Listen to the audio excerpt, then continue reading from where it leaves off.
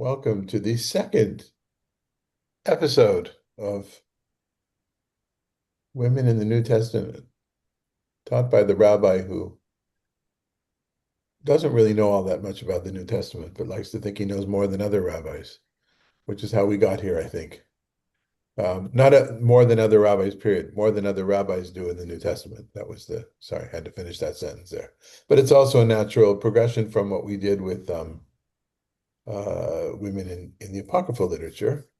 And what you've been doing, you folks have been doing with other teachers in women, biblical women in general. And I guess the important thing is to realize here is how much we don't know. So we can read different parts of Scripture. I don't think that we're talking about historicity here, what actually happened. In the church world, there's a lot of talk about the historical Jesus. In the religious church world, I don't mean necessarily the only academic world, the historical Jesus, and then what happened with Jesus and everything around Jesus from the first century onward. What makes it particularly complicated in the case of the New Testament is there are so many manuscripts and versions that often differ. And in my preparation for this week's class, which I had heard a lecture about a few years ago, that's why I knew about this Mary thing, this three Mary dilemma. Um, I, uh, I came to realize just how complicated it is because it's not just it's when people say they talk about a translation of the Bible, especially in the New Testament, it's not just a bunch of translators. Well, they decided that this is the version. They're choosing often between manuscripts or influenced by other books that are not necessarily part of the biblical canon. Turns out there's something that I'd heard of, but I heard a little bit more about it, something called the Gospel of Mary in the apocryphal literature of the of the New Testament, except for we don't have it exactly. There's reference to it in the church fathers. So unlike the Hebrew Bible, where there's a long distance between when the text was solidified and then interpreted, the text of the New Testament is being interpreted and is in a versatile state, a flexible state for a few hundred years, and there's a lot of influence. So I only say that to say that what we're talking about today is far from being historical in any way. That's my one and but it doesn't stop us from reading the text that we have and the text that's considered to be sacred by many. Uh, New Revised Standard Version is used in a lot of different churches, relating to that text the way that we've done until now when it comes to biblical text. But I just wanted to make that caveat because I'm feeling today a little bit less um, or a little bit more vulnerable, vulnerable than I have in the past when it comes to um, academic readiness. Yeah, okay. There's my excuse. There's my apology. And yes, Ria. I wanted to ask you about the naming it, the New Testament, and that in archaeology it's CE, the Common Era, and there's been changes. And one of them is that we have the Hebrew Bible and the Christian Bible because of the concept of supplanting. That when you have the old and then the new supplants. So do you have any feelings about that? Yeah, I have less emotional feelings than others people do. Some people have turned that into a real cause celeb. It's their thing. Talk about it. While I almost never use the word Old Testament, because that implies the old one that was replaced by the new one. I often use the term New Testament. I use Hebrew Bible, and I use the term New Testament because that is what it became. It became a new thing for the people basing it on something else. For them, it's new. Yeah, so it's a semantic game. It's sometimes a little bit too politically correct into that realm of wording. Um, People do relate to it as and I always use BCE and CE. So I hear what you're saying there. Um, I, Sometimes I use, and other people in my circle will use the Greek Bible.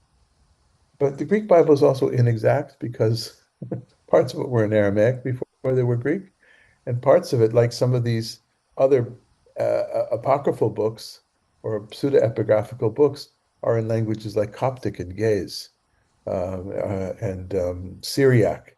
So it's also not Greek. I mean, wherever we go, I guess the issue is this what we, not you, and this is not a complaint to you, but is this what I would like to spend my time on in talking about interfaith dialogue? And so I'm not one to correct if there's a clergyman who I'm at I'm also not offended when if they're asked to give the prayer and they end the prayer with in the name of our Lord Jesus Christ. I've asked them to be themselves there. I'm not, I don't feel myself threatened in any way by that. So all those things are part of a world of kind of a defensiveness that oftentimes Jews come to, and sometimes very rightfully so. In my case, I don't feel threatened in any way. I don't feel challenged. So while I might use Hebrew Bible, New Testament, somebody else uses Old Testament, I don't correct them. The only people that I'll make a comment to are students of mine. If somebody is studying to be a convert or whatever, or younger people, younger even younger clergy, Christian clergy, then I'll make a comment about that. Okay, my screen is frozen, which means you're not getting me clearly. I hope. Well, I hope you are. Now it's unfrozen. No, Okay, you're so not frozen.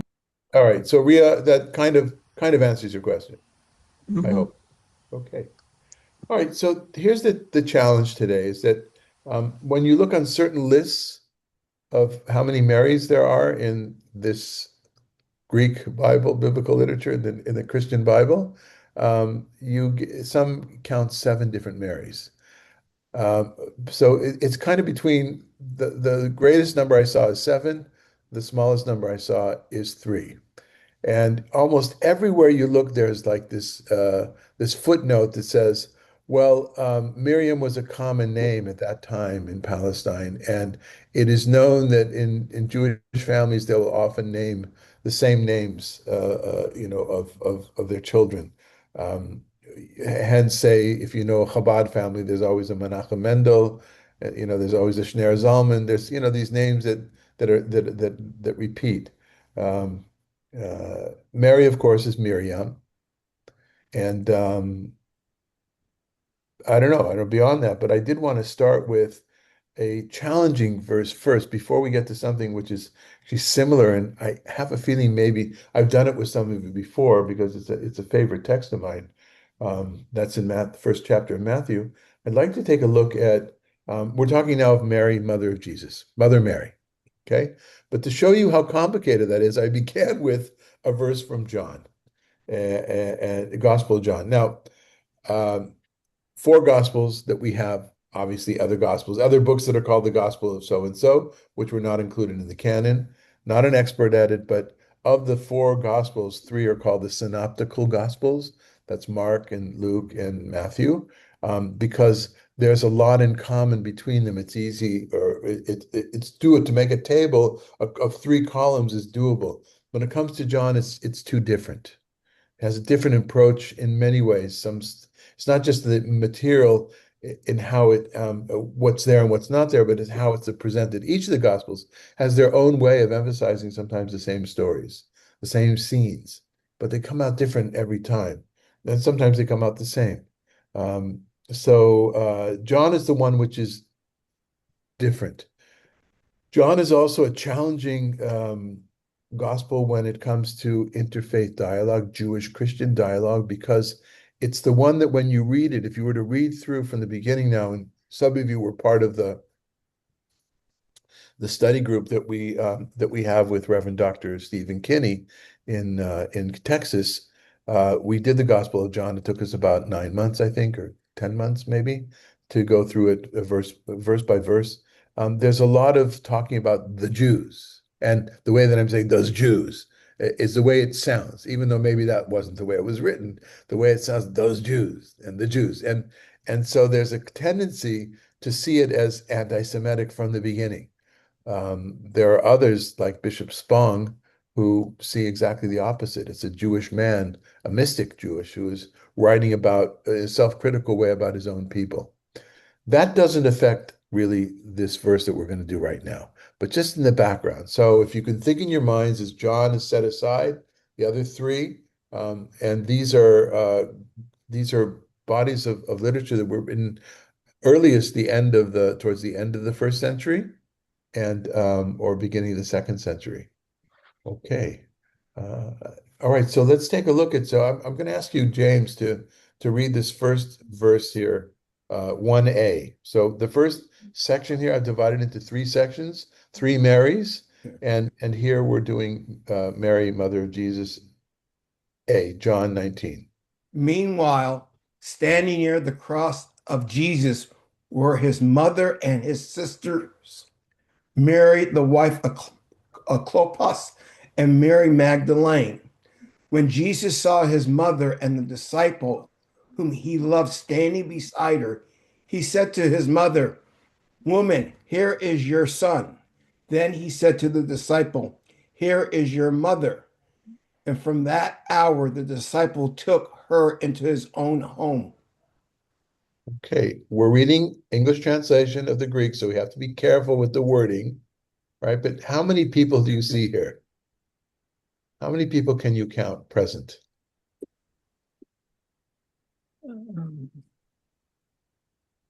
All right, let's do it together. We have Jesus on the cross. We've got his mother, whose name is Mary. We have his mother's sister, and the text seems to be saying, and her name is Mary, the wife of Clopas, but we'll go back to that in a second. Then we have Mary Magdalene. So that's four. And then there's a disciple as well, and the disciple whom he loves standing beside her. So it seems like there's five. The easy answer is that there's five. Other ways of reading this, again, something that I would like to look at just a moment, Rabbi Malka. That if I had the time and if I was going to really invest in this, it was to go back to the Greek and see if it's possible to read another way. For instance, it's Jesus's mother Mary, and Jesus's mother's sister, who is nameless, and then there's Mary, the wife of Clopas, and there's Mary Magdalene. So there would be four Marys here, but I'm not sure that the Greek allows for that. This is the benefit when I teach together with Steve Kinney, is that his Greek is great, right? And he's got it down. In the commentaries I looked at it, nobody seemed to think that that was a possibility, which leads me to believe that it's probably not. I'm interpreting the translation as opposed to the text itself. Another way to think of this is that because one of the challenges I think people have is what? The parents named two sisters Right. Mary, Mhm. right? Is it Mary and Mary? Well, one way around that is that it's Mary's sister-in-law, and there's commentaries, there's traditions in the early church that's why she's called sister, because she's her sister-in-law. And then the last thing we find that we saw, remember, in apocryphal literature, a very, very loose way of using the terms brother and sister, and maybe just meant good friend. So one way, and I brought this verse on purpose in the beginning to show just how hazy and how confusing this can be. So then going forward, I think that we can focus on what a particular text is talking about that particular Mary, as opposed to trying to figure out exactly how many Marys and what was the interaction between them. Today, there's a kind of a movement amongst feminist scholars, certain feminist scholars of the New Testament, and also Ria, they call themselves scholars of the New Testament. So if somebody calls themselves a scholar of the New Testament, it's I don't feel comfortable correcting them with what they're calling themselves. And one of those people is Diana Butler. Anybody help me here? Anybody know Diana Butler or something? She has two last names, Butler Ross, maybe. A very, very popular scholar that does a lot of the speaking and writing. Butler Bass, Diana Butler Bass. And there, she and another scholar, Jen, whose name I don't remember last name, they're thinking in terms of that there is really just two Marys. There's Mother Mary and there's Mary Magdalene. And we'll get to Mary Magdalene and the challenges around that beforehand. So and therefore uh, uh, and therefore we'll take away one of the other mothers in this list of three here. But right now there's still Mary, wife of Clopas, who seems to be another one. All right. Okay. Now let's get to after proving to you how difficult this is, how confusing this can be. Let's take a look at the first chapter of Malka, you wanted to say something. I just thought this was a very female-oriented text. One, because if they said his mother's sister, usually they would say, that's not the way Hebrew would normally put it. They would say they would say the wife of her brother or something like that. They wouldn't say his mother's sister. So to say it that way seems very feminist. Although it could be that at first they said it, yes, very feminine, mother, sister, and then a man afterwards had to add, well, she's Mary, the wife of Clopas. Had to Oh, once again bring it to the male orientation. right. And Yeah. then, is this disciple whom he loved? Is that John? I know that was supposed to be the beloved disciple. Is that John, the author of the gospel, or is Yeah, that so another yeah, John? we don't know, but many of the commentaries say it's John. Yeah, I wanted to read it one more way. There was one possibility is that when Jesus saw his mother and the disciple, meaning Mary Magdalene, and there are those that read that she's the disciple he loves so much. So There's a maybe tradition about that too, that she yeah, was one of the disciples, right? right. And so so Rabbi Malka is bringing up one of these things. There's traditions about these things because they're in some of Nag Hammadi, what that literature is called.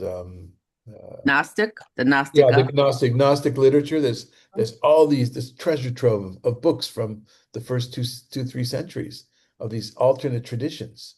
Um, yeah, and then there's references to books that we don't have anymore, like this Gospel of Mary. Um, and even now they found something new, apparently in recent years, a papyrus that has new material on it. Um, so that's yeah, it's kind of the same way we have the Dead Sea Scrolls. In New Testament studies, they've got the same kind of thing, new material that comes up. Okay, so Rabbi Malka, I'm going to ask you to read from this first chapter. I'm guessing that you know it. We've done it. We do it a number of times. Mhm. This is a text that serves my teaching in many ways, Mhm. but I'm going to ask. I kind of to help. I embolden the names of women in this text. Go ahead. Okay. Uh, Matthew chapter 1 from the beginning, an account of the genealogy of Jesus, the Messiah, the son of David, the son of Abraham. Abraham was the father of Yitzhak, and Yitzhak the father of Yaakov, and Yaakov the father of Yehuda and his brothers. And Judah the father of Perez and Zerah by Tamar, and Perez the father of Hezron, and Hezron the father of Amram, and Amram the father of Aminadab, and Aminadab the father of Nachshon, and Nachshon the father of Salmon, and Salmon the father of Boaz by Rahab, and Boaz the father of Oved by Ruth, and Oved the father of Jesse, and Jesse the father of King David. Okay, so we got up to a certain point, right? Because the main part of this is the only gospel that starts with this genealogy. In another gospel, there's a genealogy which is presented a little bit different, but this is the only one that looks like this. There's we're used to genealogies that have men in it. And in the Torah, when there's a genealogy or other places that has a woman in it, that says, oh, there's something special about this woman.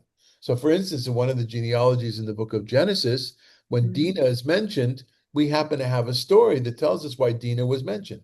She was raped. But we also have a woman who's mentioned in Genesis. Anybody know the other woman who's mentioned for which we don't have a story in the Torah? Mhm. Serach, the daughter of Asher, Serach bat Asher. Now, rabbinic literature has her being this kind of wisdom woman who knows where Joseph's bones are in the Nile that have been sunk in a lead coffin. You know, she's there, and perhaps there were other stories at the time. Sometimes we have a mention of a woman where there's no other story as well, and that's Devorah Meineket Rivka, Devorah Right. Rivka, but we don't have a story about her, but she had to be important. Otherwise, this androcentric uh, corpus that we have that we call the TaNaKh would not exist. All Yeah. these women are tainted in some way. Oh, so now you're back to our text here.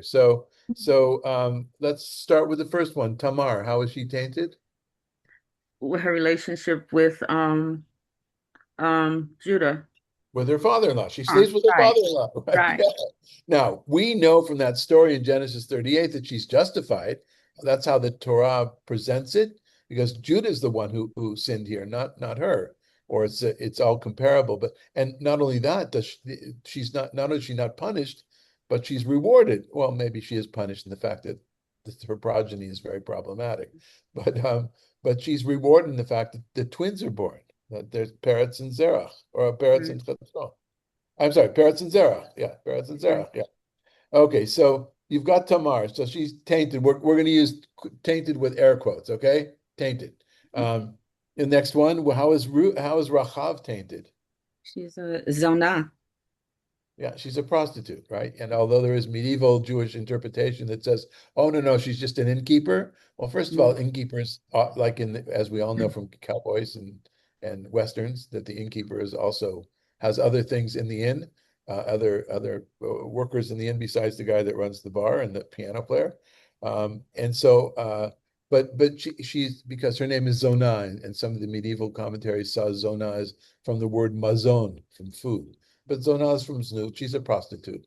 And that's how it's presented in the book of Joshua. And she saves the people of Israel. So she's, again, air quotes, tainted, but she's an important figure. And then how is Ruth tainted? She's a Ger. Not only a ger, because a lot of people could be ger, a lot of people could be foreigners, but she comes from the Moabites. Oh, the And there's a Moabiyah. Yeah. specific specific prohibition in Deuteronomy for Moabites and Ammonites. Mm. Now, the rabbis of the Talmud, they had a keen way of getting. Anybody know how the rabbis get through that? The fact, how could she be King David's great grandmother and be a Moabite is when it says specifically in the book of Deuteronomy that you're not allowed to marry a Moabite.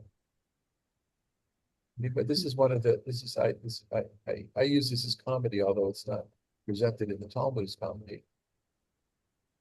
The rabbis in the Talmud say, "Oh no, text says a Moabite, not a Moabitess."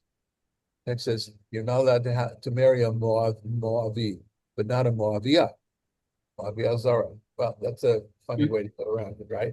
And yet, and the reason for the Ammonites and the Moabites that they're not married, we don't marry. There is another reason, another place, because they didn't give water and food to the Israelites. But what's wrong with the Moabites and the Ammonites as a people?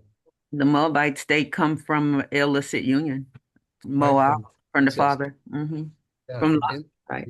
from Lot and his two daughters. So Right. starting to see a pattern here, right? There's sexual tainted, they're sexually tainted, whether it's incest in the family with a sister, with a daughter-in-law, whether it's a prostitute, whether it's Ruth, because by association being part of that tainted nation. And then go ahead, read the next paragraph, Malcolm. And David was the father of Solomon by the wife of Uriah, and Solomon the father of Rehoboam, and Rehoboam the father of Abijah, and Abijah the father of Asaph, and Asaph the father of Jehoshaphat, and Jehoshaphat the father of Joram, and Joram the father of Uzziah, and Uzziah the father of Jotham, and Jotham the father of Ahaz, and Ahaz the father of Hezekiah, and Hezekiah the father of Menashe, and Menashe the father of Amos, and Amos the father of Josiah, and Josiah the father of Jeconiah and his brothers at the time of the deportation to Babylon. Right, you can see this is divided. There's a pattern of 14, Mhm. 14. That's not our issue today. But no, there's only one woman mentioned here, and she's not mentioned by name, but who is she, of course? Uriah, she was the wife that Right. King David had murder Uriah. Right. And which tells, well, her name, of course, is Bathsheba, Bathsheba. Yeah. And of course, why is she called here wife of what? Why do you think the gospel doesn't name her by her name and calls Because her it by? shows you the incidents, what happens, what was the real relationship with Bathsheba and Uriah. Right. It's exact and that in male-oriented culture is the epitome of sexual transgression, sleeping with another man's wife. More, I think, than incest. I think Mm. and maybe that's why that's emphasized here. Okay, so we've got here four women, and I will save us reading through the whole thing. Trust me, but no, maybe it's important to read. Go ahead, keep reading. And after the deportation to Babylon, Jeconiah was the father of Salathiel, and Salathiel the father of Zerubbabel, and Zerubbabel the father of Abihud, and Abihud the father of Elikam, and Elikam the father of Azor, and Azor the father of Zadok, and Zadok the father of Achim, and Achim the father of Elihud, and Elihud the father of Eleazar, and Eleazar the father of Matan, and Matan the father of Yaakov, and Yaakov the father of Yosef, the husband of Mary, who bore Jesus, who is called the Messiah. Great. Um, I think that I think that we don't have to do the other part, right? No, we should. We That's a will. Yeah, question. no, we will continue. Yeah, go ahead. Yes, go ahead. Let's take And a the break. Go first, ahead. in Matthew 1, the first part with all the women that are named that are tainted and sexually tainted in some way, do you think that was a kind of apologetic for Mary? I know there's questions about whether she was married, not married. Is that put there? All these women were instrumental in Jewish history, and they were important women. So you think in some way that's an apologetic for that? I think so. Yeah, this is kind of why I brought it, right? Now, it would be interesting to hear from my clergy friend or from Christian New Testament teachers how they see that as well. I know this from Yair Zakovich, right? From Mm, my Bible professor at Hebrew University, in talking about the characteristics of women in general. Many women who are lifted up. When are women lifted up in the text or not? So this is an example of women that are lifted up. Well, you might say it because the text is proud. Look at them; they persevered. They made it mm. beyond. But it's also to quell any kind of and so what if there's rumors about Mary, right? If she's not exactly a virgin or if the birth came from some other father, whatever. It's a gray area, right? And yeah, yes, that's most Well, definitely. the Talmud, when don't they say, I forgot his name, Pentire or whatever his name is in the Talmud, they say. I mean, it's a slur in the Talmud when they Yeah, talk yeah. about. There's a character in the Talmud who people think to be of Jesus. So that brings us to an area that needs a whole other preparation for. There's the literature of arguments between Judaism and Christianity that started in the Talmud already and come to a head in what we call it the Sifuta Vikuchim in Mm, medieval history. But I think I want to stick with Mary, how the New Testament presents Mary here, and I think that what you just brought up before Rabbi Malka is definitely a possibility of the simple meaning of the text, the pshat. There, yes, in order to quell some of the rumors or to say, and even if it's true, look what we have in our background. Each mm. of these women, they brought about some redemption of some sort of salvation. Okay. Megan, you want to continue?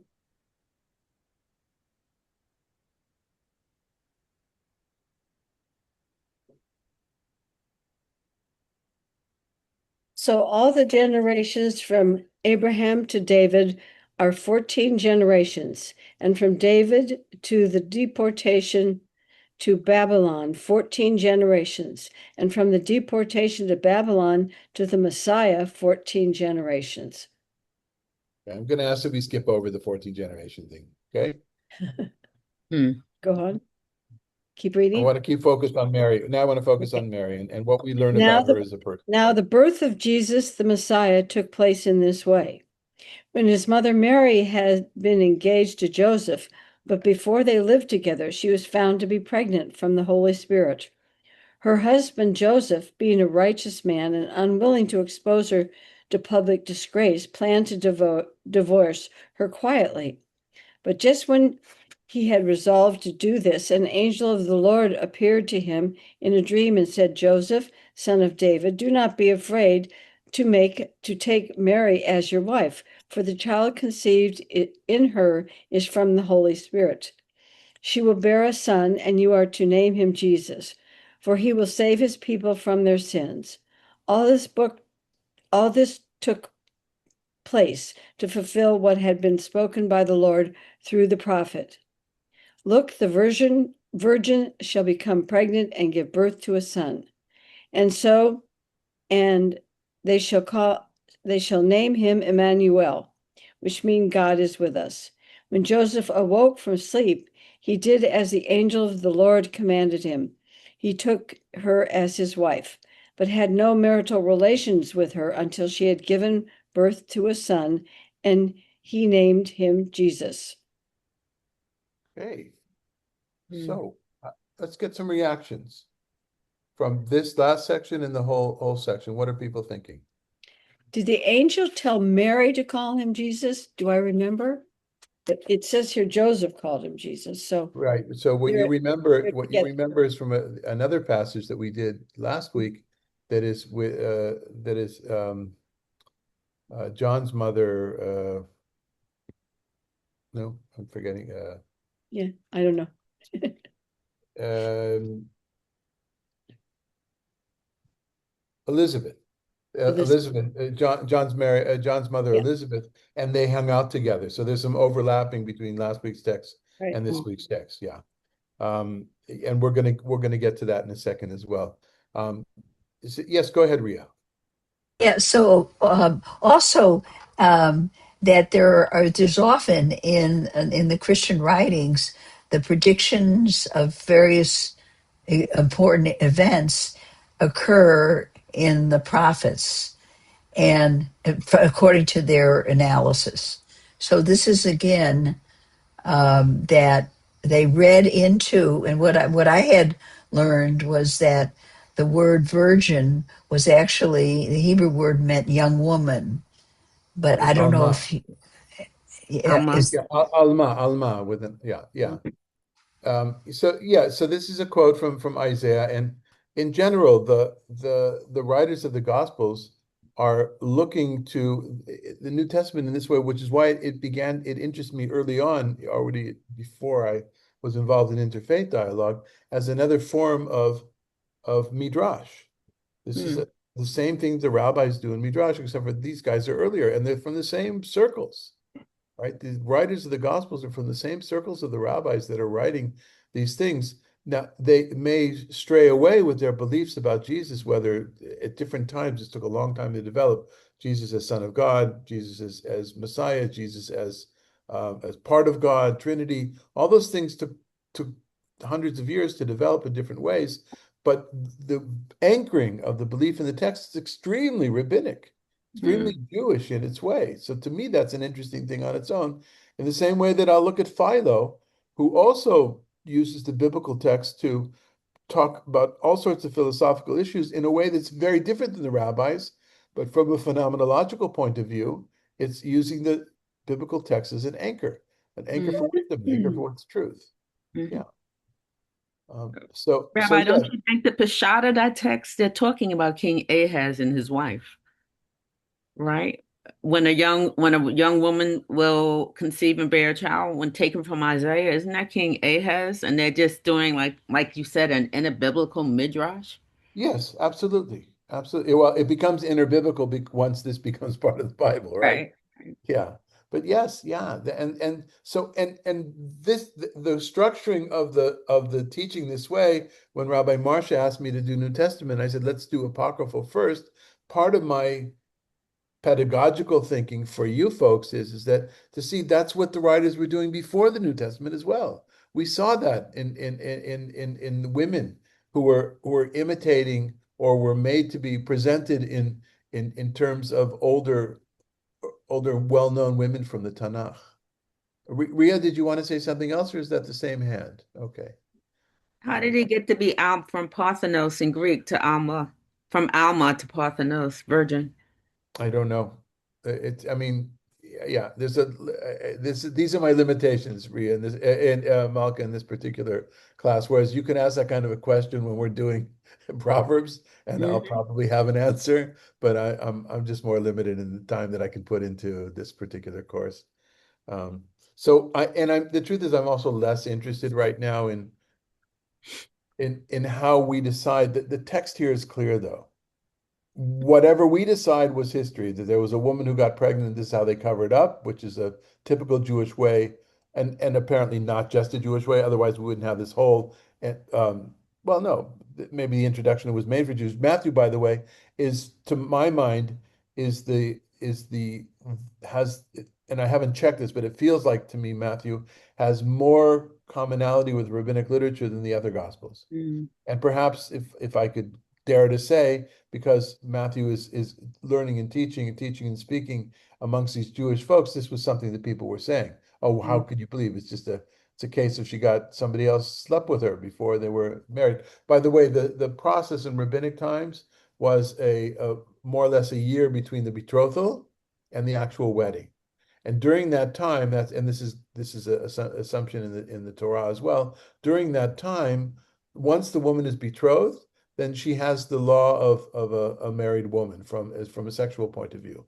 So the fact that they haven't what we call consummation of the wedding, having sex, that doesn't matter. If another man takes her during that time, then they're both put to death. So it feels like, yeah. Okay. Anything else? Yeah, him telling that it's a little bit like the Rebecca story, where there's the rumbling in her stomach, and so there'll be two nations inside of you. And it is the way he's talking to Joseph, that she's pregnant, and there's something special about this. Yeah. It also justifies, of course, the fact that he thinks that she's had an affair. Right. Right. This is the way. No, this is all from God. And I don't present this to laugh at this in any way. I want to make that clear. I'm not being facetious. When I was younger and I was still a little bit more in my Orthodox mind, I was facetious about this. Yeah. Oh yeah. Oh right. Oh yeah. Yes, of course she's a virgin. I don't do that. That's not my purpose here at all. My purpose is to try to understand, and there's lots of literature about this. How do we understand the virgin birth and whatever? Again, I'm not an expert, but these are interesting things from a woman's point of view. And that this introduces a new chapter in women's study. I don't mean now in 2026, but in this chapter, whenever it was published, a new kind of a chapter about, so what do we think of women in this way, the ones that perhaps were living on the edge, and what is the potential, and not only to give birth to as the first giving birth to the Son of God. What does that mean as her stature as far as the mother of God? If God if Christ is the Son of God, Adonai, then maybe Mary is another side of that. Oh, that's early feminism, Christian feminism as well in the 50s, 60s, I think, where, Well, anyway, what does that say about Hashem having a consort then?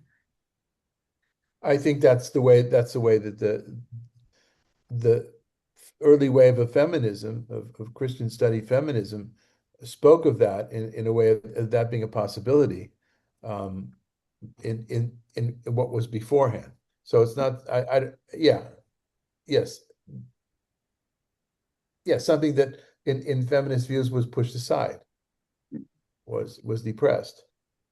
Okay, I'm in territory I don't know too much about right now. So let's take a step back again and look at this angelic decree from a different aspect. If you would, we're talking about Mother Mary, right?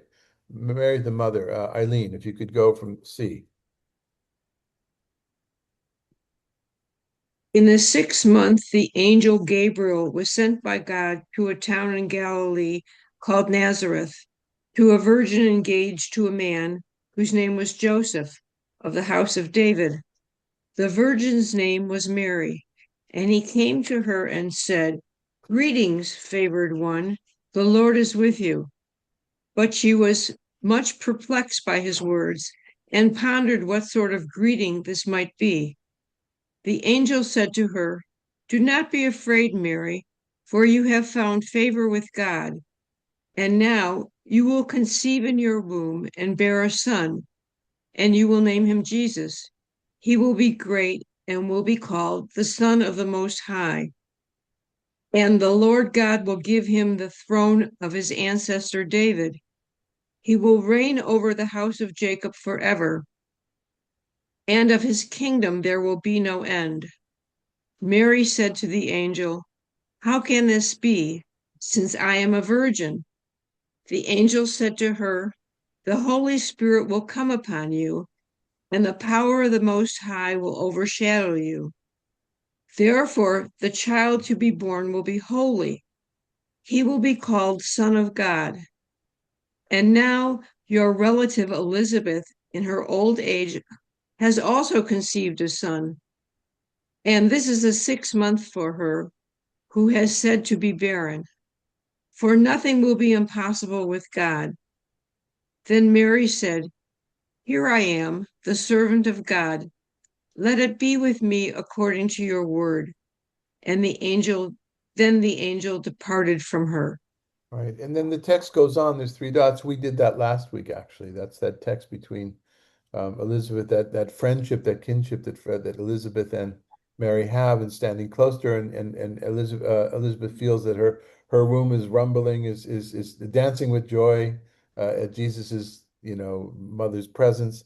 Um, and then this prayer go on, Eileen, this prayer that tells us something about the same way that we had the prayers that told us were written for Esther to tell us about Esther, or the prayer of one of the other multiple prayers we did that were stuck in for the women that were written about by men in the apocryphal period. Go ahead.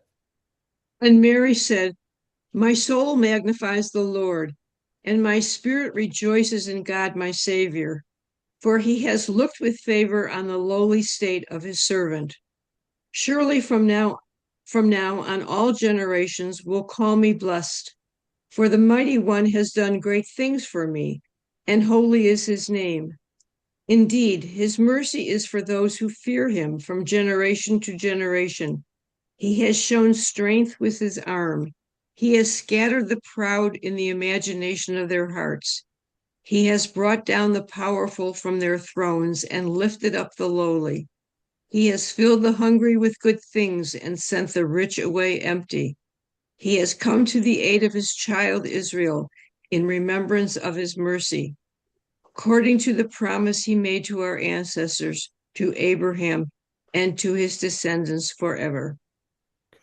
So what do we learn about Mary's thoughts, Mary's prayer? From Mary's prayer, what do we learn about her inner thinking, her inner feelings?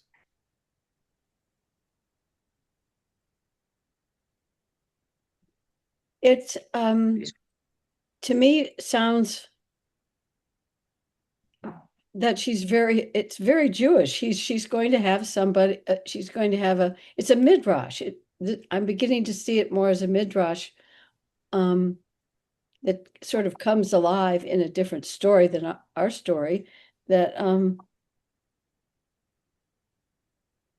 instead of being talked about having a baby out of wedlock, she's going to save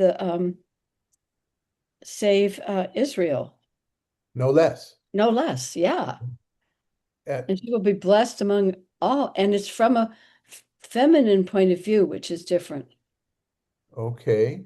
What, other than the fact that a woman is saying, is there something that's particularly feminine here that we wouldn't see in a male prayer?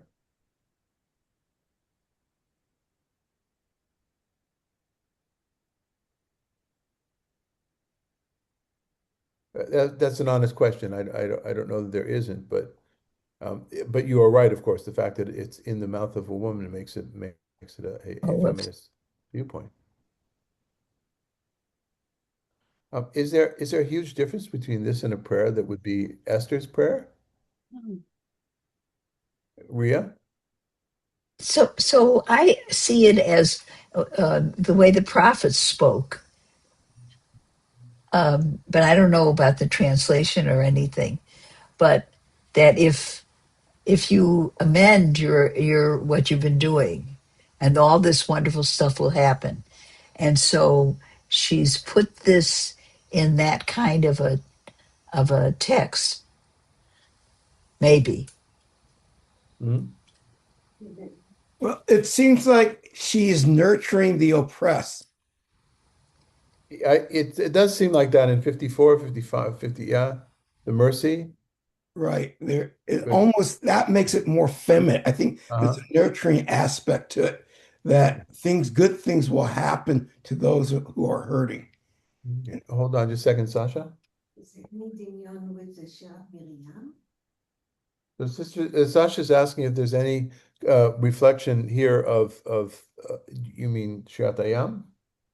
Right, of the Song of the Sea, which many people call Song of Miriam, although it's not presented as Miriam's song is very limited to a one-liner at the end of it. But you mean the whole Song of the Sea. There's certainly elements, as God is doing the fighting for us. Except for here, it's look in 49, for the mighty one has done great things for me. The verse before that, surely for now and all generations will call me blessed. There's an I-ness to this. This is less of a communal prayer than a personal prayer. A personal prayer who sees yourself in the center of salvation for the people. So to me, this is an important passage for us to think in terms of Mother Mary. This could be in Tehillim. Yeah. It seems like it could fit right in. Yeah, and I guess an interesting thing would be to go through this Find the and look for parallel. all the reflection, all the echoes of Tehillim here. Tehillim 130, I see. Yeah. Okay. I know this is a famous passage in Christianity. It's what I think Right. is called the Magnificat. Magnificat, yeah. Mhm. Magnificat, yeah. In lots of different Taizé chanting as well. There's in classical Christian music also. This one's Magnificat, yeah. Yeah, important. And so that in itself is important, the fact that such a central prayer in the church is given by a woman. I interrupted you. You want to say something else? Oh no, no. I Okay. I Yes, wanted to say Megan. it's also written by a man. Yeah. But So it's other than the fact that you interesting know to that, is there something that comes up in the text that you can see that it's a man writing it? um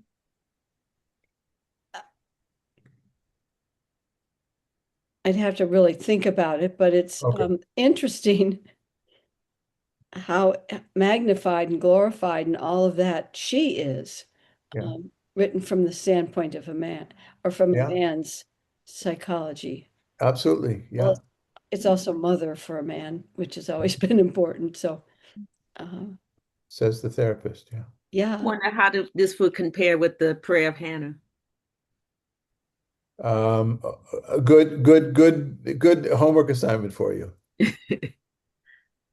Okay, let's take a look at Susan, you want to read D, this last section? This is already out of the Gospels. This is from what's often considered to be an extended Gospel of Luke. Luke is considered to be the author of Acts. Acts is the story of Paul and Paul spreading this new version of Judaism to the world beyond the Holy Land. But this is in the beginning where they kind of get together after Jesus' death in the temple. Go ahead.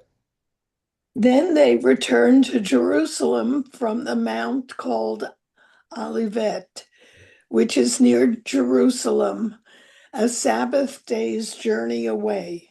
When they had entered the city, they went to the room upstairs where they were staying. Peter and John and James and Andrew, Philip and Thomas, Bartholomew and Matthew, James, son of Alphaeus, and Simon the Zealot, and Judas, son of James. All these were constantly devoting themselves to prayer, together with certain women, including Mary, the mother of Jesus, as well as his brothers. Okay, what do we learn from this? The 10. They're doing yes. Oh, so they had it making a minion to say Kaddish. Okay, all right. Yeah. That's one possibility. But this is the next generation. This is what happens after Jesus died. Jesus leaves this world after the and what's going to happen in with this new understanding of Judaism. And that's what the book of Acts is about. But it's noteworthy that it's not just a bunch of guys as it usually is. Right. The mother Mary, she's still there. She's still part of it, whether she's their mother as well, whether she's there to make the coffee and the cookies. Well, it doesn't say that, she could, and there are lots of traditions in the early church writings that she is a leader unto herself as well. Right? She's not just subservient to being the mother of Jesus Mm. or the bearer of Jesus. But she's just not it's not just the vessel. She has a task afterwards, which also comes out that first thing that we did. She was there during at the cross, according to that tradition. Here, she's part of the newly formed this new church in formation. And she's praying with them. Yeah, And where's Joseph? don't know, because it seems that his importance is mostly to give some sort of a framework for her being. I don't know. Because he's not at the cross. Yeah, you're right. I don't know. But yeah, I don't know. He exists only to be Mary's husband, I guess. He's not at Jesus when he comes to the temple when he recites from Isaiah in the temple. He's not there either. It seems like it's kind of a bar mitzvah for Jesus, but he is not mentioned. Could he have passed away? I don't know, but the point of the matter is in the version that we have. Oh, if you're asking, does it say that he passed away in the book? I don't think so. No. But the version that we have of these traditions doesn't have him, which is noteworthy because she, whatever it is, Miriam's the one who's outshined. Is this Judas, the same Judas that No. gave him up? Okay. No, this is a different one. Yeah. That one is Iscariot. Okay, so let's go on to Mary Magdalene. I think we could try to finish this here. So Magdalene, for centuries, people thought that her name is Mary Magdalene because she comes from a place called Migdal. Migdal is important now because the synagogue, ancient synagogue is on show. It was discovered a while ago, but it's been renovated. It's there. It's not far from the Kinneret, from the Sea of Galilee. And maybe except for then people were able to show that she's really from Bethany. And that brings her to the area of where Lazarus in that story. And we'll see that in a second. Now, at least these feminist scholars who I was studying in the last few days seem to talk about, for them, it's obvious that she is Mary Magdalene from the word Migdal, as in tower. She's the towering one. She's we would say she's a lighthouse figure. She in herself, she has it. So this is not Mother Mary. It's a different Mother Mary, who is she's well. Let's see. Let's take a look at the text and see. Ria, why don't you read for us Luke 8:1-3? Oops, okay. Soon after, it's entitled Healing and Support. Yeah, that's Soon just my title. That doesn't Yeah, mean anything. That's just okay. I didn't want to leave it out. Yeah, Okay. Soon afterward, he went on through one town and village after another, proclaiming and bringing the good news of the kingdom of God. The 12 were with him, as well as some women who had been cured of evil spirits and infirmities. Mary, called Magdalene, for whom 7 demons had gone out, and Jonah, the wife of Herod's steward Chusa, and Susanna, and many others who had ministered to them out of their own resources. But Mary stood weeping hold out. on. No. Okay. That's another passage. So let's just take a look at this. What do we learn from her here? She's a supporter along with other women. So Jesus had these women. He had the woman's auxiliary. It was the sisterhood making kiddush for him and stuff, and washing his talis or whatever. I'm being facetious, okay? But there's that part. But also, she and others had been healed, and she'd been Yeah, healed from yeah. seven demons. I don't know that we have any more expansion on this seven demon kind of a thing, but it does remind me of Asmodeus, who made sure that the woman in Tobit, Sarah of the book of Tobit, her seven husbands died before they even had, but that's just by coincidence, I think, because it's a typological number, seven. Okay, so there's a relationship between them that is not just she's serving him, but also I think we're led to understand because she's been healed by him. She understands what his power is, what Jesus' power is. So go on now. Now we go from the Rabbi, gospel. Yes. they talk about the women Jonah and Suzanne. These were also women who kind of like were hierarchies, I believe, in like the Roman government, or their husbands were, but they themselves really appreciated what they kind of like joined Jesus, or at least support him financially, that group. Right. Good point. So Very good point. he They're from appealed the to a lot of yeah, women at they're that from the time. establishment. Yeah, yeah, yeah. That's good. All right. Okay. Yeah. But Mary stood weeping outside the tomb. As she wept, she bent over to look into the tomb, and she saw two angels in white sitting where the body of Jesus had been lying, one at the head and the other at the feet. They said to her, "Woman, why are you weeping?" She said to them, They have taken away my Lord, and I do not know where they have laid him." When she had said this, she turned around and saw Jesus standing there, but she did not know that it was Jesus. Jesus said to her, "Woman, why are you weeping? Whom are you looking for?" Supposing him to be the gardener, she said to him, "Sir, if you carried him away, tell me where you have laid him, and I will take him away." Jesus said to her, "Mary." Turned and said to him in Hebrew, "Rabboni." Rabboni. Oh, okay, teacher. Jesus said to her, "Do not touch me, because I have not yet ascended to the Father. But go to my brothers and say to them, I am ascending to my Father and your Father, to my God and your God." Mary Magdalene went and announced to the disciples, "I've seen the Lord." And she told them that he had said these things to her.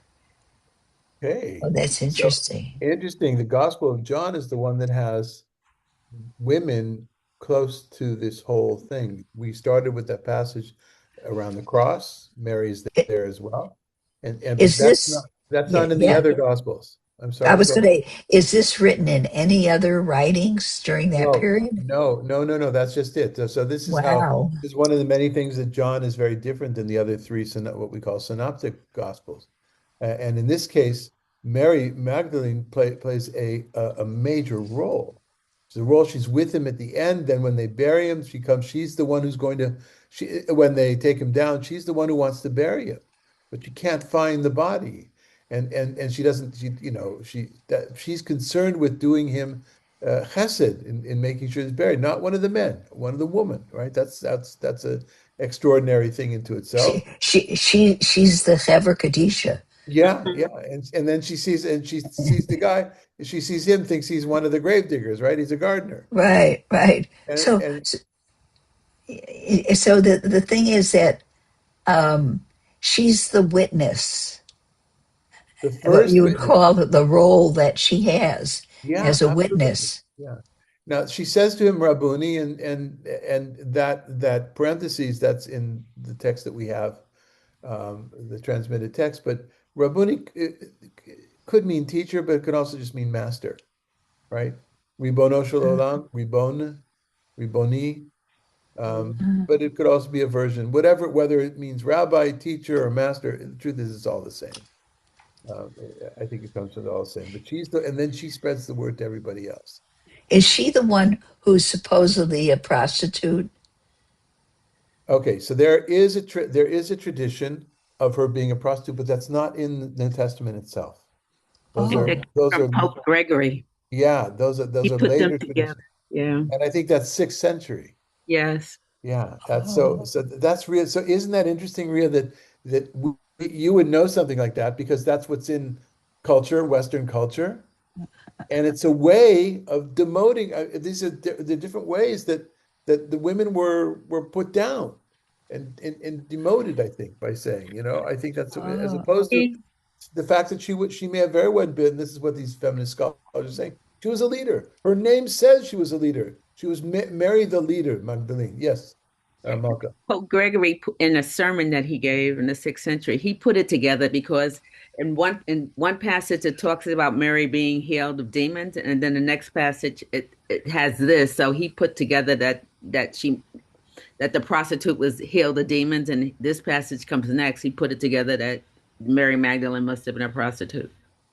There you go. All right, Oh. great. Well, thank you. Thanks for that. So is he the one that made the Pope become infallible? No, that was in the 19th century. I forgot the Pope's name, but that was the latter part of Oh, the 19th century where the doctrine of infallibility came. See, this is way okay. above my pay grade, guys. Way above my pay grade. Mhm. Okay, so I think we can finish this off. If people will stick with Okay. us another 5 minutes. Uh, uh, who do we have? Who would like to read? Hasn't read anybody? Um,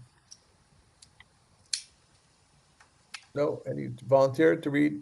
Three. Now we're going to Mary of Bethany, who is the sister, a friend of Jesus, but also sister of Lazarus.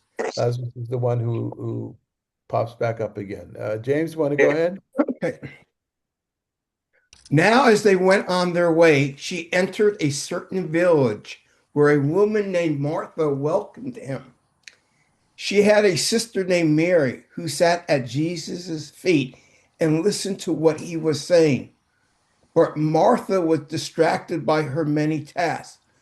So she came to him and asked, Lord, do you care that my sister has left me to do all the work by myself? Tell her then to help me.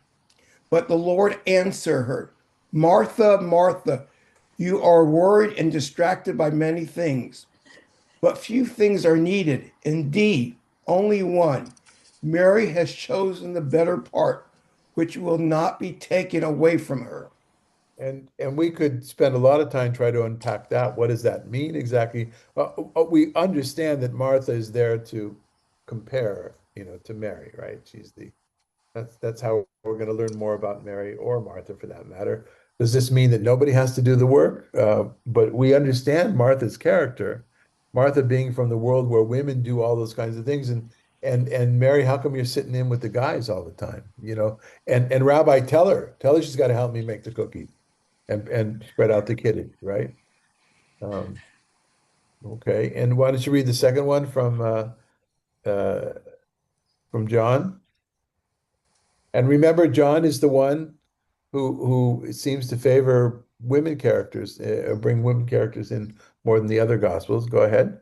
6 days before the Passover, Jesus came to Bethany, the home of Lazarus, whom he had raised from the dead. There they gave him a dinner for him. Martha served, and Lazarus was the one of those reclining with him. Mary Pound. took a pound of costly perfume made of pure nard, anointed Jesus' feet, and wiped them with her hair. The house was filled with the fragrance of perfume.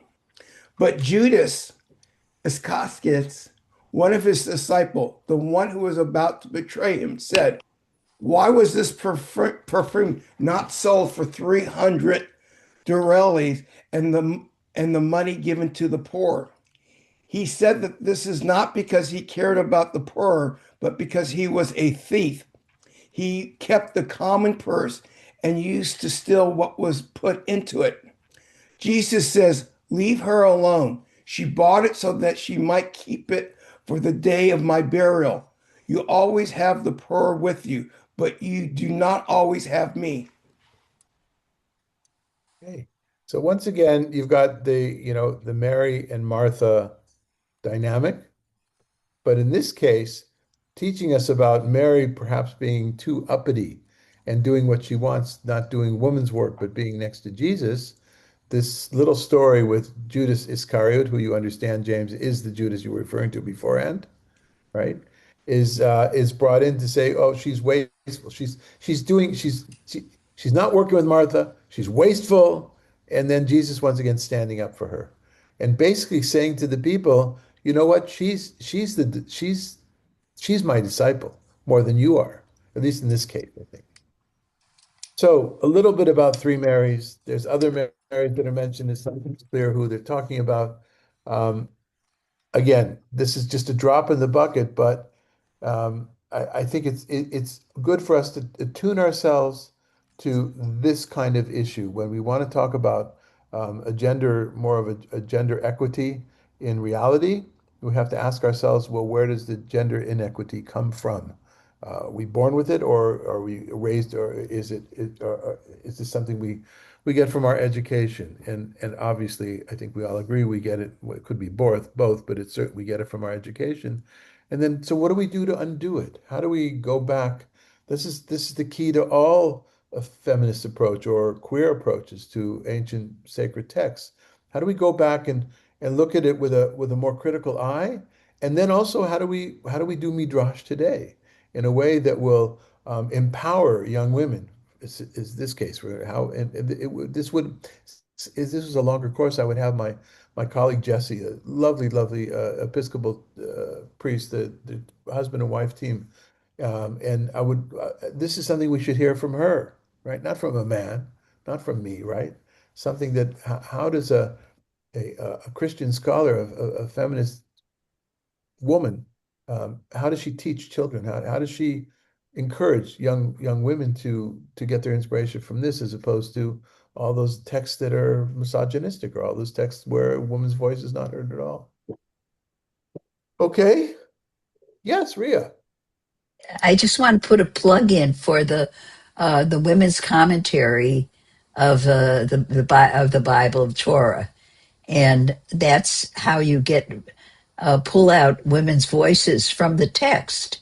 And I think I don't know Christian writings, and so I don't know if they have stuff like that. But for us, I think the women's commentary on the Torah has been a really good thing to open up the discussion and open up our view. Mhm. And you may know that one of the editors and women that made that publication possible recently died, recently passed away. Rabbi Andrea Weiss, who I had the privilege of working with a long time ago when she was just out of rabbinical school. And then we met her after many decades when she was the one who ordained our daughter Debbie in Jerusalem at HUC. And so she tragically passed away just a month ago or so. She was instrumental in publishing that particular woman's commentary that you're referring to. So thank you for that, Ria. Okay, so thanks for being here, everybody, and we'll see you next week. Thank you.